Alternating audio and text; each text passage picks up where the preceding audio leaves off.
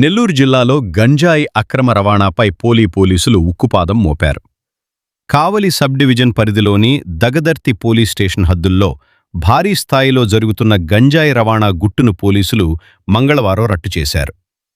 Patrolling నిర్వహిస్తున్న సమయంలో అనుమానాస్పదంగా కనిపించిన బొలెరో మ్యాక్స్ పికప్ వాహనాన్ని తనిఖీ చేయగా అందులో దాదాపు 313.500 కేజీల గంజాయి లభ్యమైంది. ఈ దాడుల్లో గంజాయి రవాణాకు ఉపయోగించిన బొలెరో వాహనాన్ని స్వాధీనం చేసుకుని 2 ప్రధాన నిందితులను అరెస్ట్ చేసినట్లు కావలి డీఎస్పీ వివి రమణకుమార్ విలేకరుల సమావేశంలో తెలియజేశారు. నిందితులు ఎవరికీ అనుమానం రాకుండా వాహనం అడుగు భాగంలో ప్రత్యేక రహస్యారణ ఏర్పాటు చేసి గంజాయిని తరలిస్తున్నట్లు గుర్తించారు. ఈ కేసుకు సంబంధించి మరో 3 నిందితులు పరారీలో ఉన్నారని, వారి కోసం ప్రత్యేక బృందాలతో గాలింపు చర్యలు చేపట్టినట్లు డీఎస్పీ తెలిపారు. మన కావలి డివిజన్ పరిధిలోని దగదర్తి పోలీస్ స్టేషన్ లిమిట్స్లో నేషనల్ హైవే 16 మీద సున్నబట్టీల దగ్గరలో 1వ తేదీ రాత్రి సుమారు 11:30-12 గంటల సమయంలో ఒక చిన్న యాక్సిడెంట్ జరిగింది. ఏంటంటే దానికి సారాంశం ఏంటంటే ఆ రోజు కొంచెం చిన్న చిరుకులు పడుతున్నాయి. వర్షం అంటే పెద్ద వర్షం కాదు, చిన్న వర్షం పడుతుందా. అదేవిధంగా అక్కడ ఏంటంటే నేషనల్ హైవే రిపేర్ల కారణంగా ఆ ట్రాఫిక్ డైవర్షన్ చేసి అప్ అండ్ డౌన్ కూడా ఒకవైపు నుంచే నడుస్తుంది అక్కడ. అలాంటి పరిస్థితుల్లో ఒక లగేజ్ వ్యాన్ లాంటిది, అది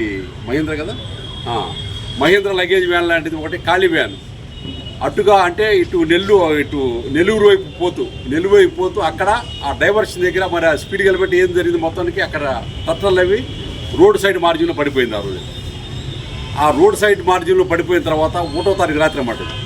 తర్వాత ఈ విషయం మాకు రోడ్డు హైవే పెట్రోలింగ్స్ ఉంటాయి.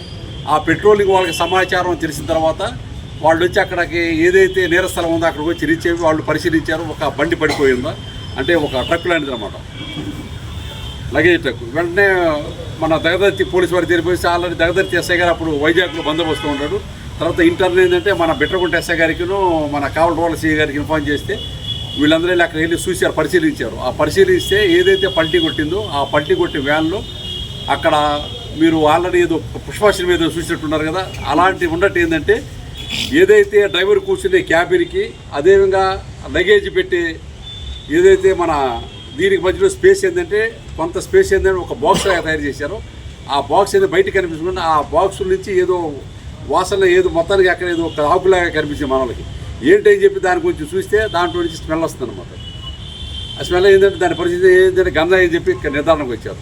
ఆ గంజాయి అని చెప్పి నిర్ధారణకు వచ్చిన తర్వాత యాజ్ పర్ ప్రొసీజర్ ప్రకారం మన ఎగ్జిక్యూటివ్ మేజిస్ట్రేట్ గారిని అదేవిధంగా కొంచెం పెద్దల్ని గెజిట్ ఆఫీస్ వాళ్ళ యొక్క సమక్షంలో ఏంటంటే మన కావలి రూరల్ సిఐ గారు అవన్నీ కూడా బయటికి తీసి తూకం ఎంపిక చేస్తే 313 కేజీలు గంజా అనమాట.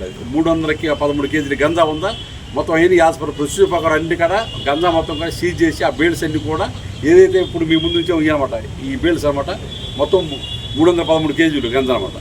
దాన్ని తీసేళ్ళి మొత్తం సీజ్ చేసేసి దాని యొక్క సెక్యూరిటీ పర్పస్ దగదర్తి పోలీస్ స్టేషన్లో ఉంచారు. జరిగిన తర్వాత అప్పుడు ఇంకా పై అధికారులు చెప్పి అప్పుడు వాస్తవంగా నేను కూడా వైజాగ్ బందోబస్తు ఉన్నాను, నేను కూడా అందుబాటులో లేను.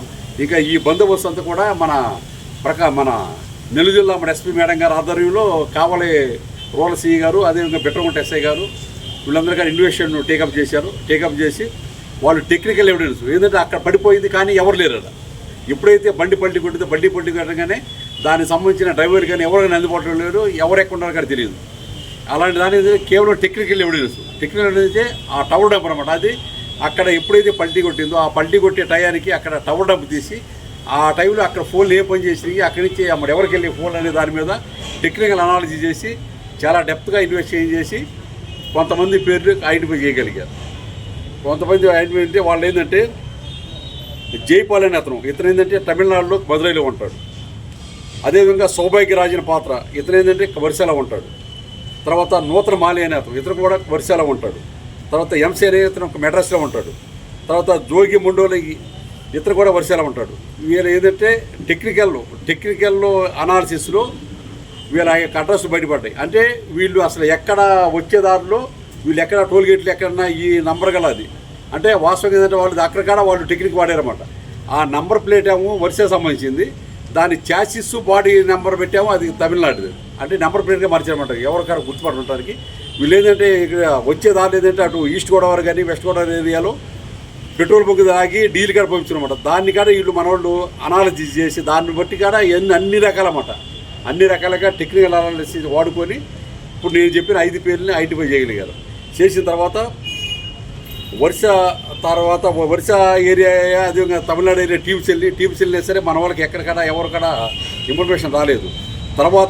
తర్వాత మళ్ళీ టెక్నికల్ ఇన్ఫర్మేషన్ ద్వారా ఏంటంటే ఈ ముద్దాయిల్లో ఇద్దరు ముద్దాయిలు మన తడ దగ్గరలో, అంటే తమిళనాడుకి ఆంధ్రాకి బార్డర్లో తడ దగ్గరలో ఉన్నట్టు టెక్నికల్ ఇన్ఫర్మేషన్ ప్రకారం నిన్న మన వాళ్ళకి సమాచారం వచ్చింది. ఆ సమాచారం మేరకు ఏంటంటే 2 వ్యక్తులు అక్కడ ఉన్నట్టు తెలిసి టెక్నికల్ ఇన్ఫర్మేషన్ బట్టి 2 వ్యక్తుల్ని పట్టుకొని అరెస్ట్ చేశారు. వాళ్ళ పేర్లు ఏంటంటే జైపాల్ అనే అతను ఇతను మధురైలో ఉంటాడు. అదేవిధంగా ఇంకో అతను సౌభాగ్యరాజ్ అన్న పాత్ర, ఇతను ఏమో వర్షాలు ఉంటాడు. వీళ్ళ యొక్క పాత్ర ఏంటంటే వీళ్ళ పాత్ర ఏంటంటే సౌభాగ్యరాజ్ అనే అతను ఆ రోజు ఈ వాహనం పల్టీ కొట్టే టైంలో ఇతను సెకండ్ డ్రైవర్గా ఉన్నాడు. ఆల్రెడీ ఫస్ట్ డ్రైవర్ పేరు జోగి మొండైల్ అతను. ఇతను ఆచూకీ మనకి ఇంకా తెలియాల్సి ఉందా.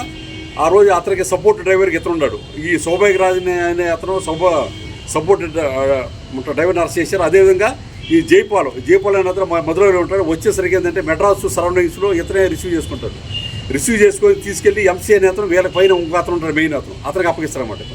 కాబట్టి మనకేంటంటే ఇప్పుడు ఇన్వెస్టిగేషన్లో జైపాలు అదేవిధంగా ఎవరైతే ఆ రోజు డ్రైవర్ ఉన్నాడో సౌభాగ్య వాళ్ళిద్దరిని అరెస్ట్ చేశారో నిన్న మన తడ చెక్ పోస్ట్ దగ్గరలో అరెస్ట్ చేసేసి యాజ్ పర్ ప్రొసీజర్ ప్రకారం అంటే మధ్యలో సమక్షం అరెస్ట్ చేసి వాళ్ళని తీసుకొచ్చి వాళ్ళ యొక్క స్టేట్మెంట్గా రికార్డ్ చేసేసి వాళ్ళతో మొన్న ఎక్కడైతే బండి పల్టీ కొట్టే ప్రదేశాన్ని కూడా వాళ్ళతో మరి గుర్తించి పలానా ప్రదేశం ఇక్కడే పల్టీ కొట్టిందని తర్వాత ఆ బండిని కాడ వీళ్ళతో మరి ఐడెంటిఫై చేసి నిన్న అరెస్ట్ చేసి ప్రొసీజర్ అయిపోయినాక ఈరోజు వీళ్ళ యొక్క హాస్పిటల్లో అంటే వీళ్ళ హెల్త్ ఫిట్నెస్ సర్టిఫికేట్ తీసుకొని ఇప్పుడు వీళ్ళని మన గౌరవ కొవ్వూరు కోర్టు వారికి సబ్మిట్ చేయబోతున్నాము. ఇది విషయాలు అదే దీనికి సంబంధించి ఇంకొక ముగ్గురిని మనం పట్టుకోవాలి. అంటే నూతనమాలి ఇతను వర్షాలో ఉంటాడు, ఎంసీ నేతను మెడ్రాస్లో ఉంటాడు, అదేవిధంగా జోగి ముండు గారు వర్షాలో ఉంటాడు. వీళ్ళ ముగ్గురు పట్టుకుంటే మా ఎస్పీ మేడం గారి ఉత్తర్వుల మేరకు మళ్ళీ స్పెషల్ టీమ్ ఫాన్ చేసి వాళ్ళ ముగ్గురు కూడా పట్టుకొస్తాం. అదేవిధంగా ఏంటంటే నేను ప్రభుత్వకి చెప్పేది ఏంటంటే ఈ గంజాయి గురించి ఎక్కడన్నా సరే ఇన్ఫర్మేషన్ ఉంటే వెంటనే పోలీసు వారికి తెలియపరచాల్సిందిగా కోరుతున్నాం. ఏంటంటే గంజాయి అనేది మన సొసైటీలో ఒక పెద్ద అది మాట చెప్పిన దాని పెద్ద పోతున్నాడు అనుకోవచ్చు. ఏంటంటే ప్రత్యేకించి కాలేజీ కుర్రోళ్ళు కానీ యుక్త వయసులో ఉన్నాయి. ఏంటంటే వీళ్ళు గంజాయి సేవించి ఏంటంటే వాళ్ళు ఏంటంటే నిర్వీర్యం అయిపోతున్నారు. భారతదేశానికి యుక్త వయసులో యొక్క మనకి ఎంత ఉపయోగం భారతదేశానికి. అలాంటి ఏంటంటే ఎవరైతే యుక్త వయసులో ఉన్న కొంతమంది ఏంటంటే గంజాయి కలవడబడి వాళ్ళు దేశానికి నిర్వీర్యం అయిపోతున్నారు, మరియు కుటుంబానికి సమస్యగా తయారవుతున్నారు. కాబట్టి ఇలాంటి ఏమన్నా ఎక్కడ ఇన్ఫర్మేషన్ ఉంటే వెంటనే పోలీసు వారికి తెలియపరచాల్సిందిగా కోరుతున్నాను. Okay, thank you.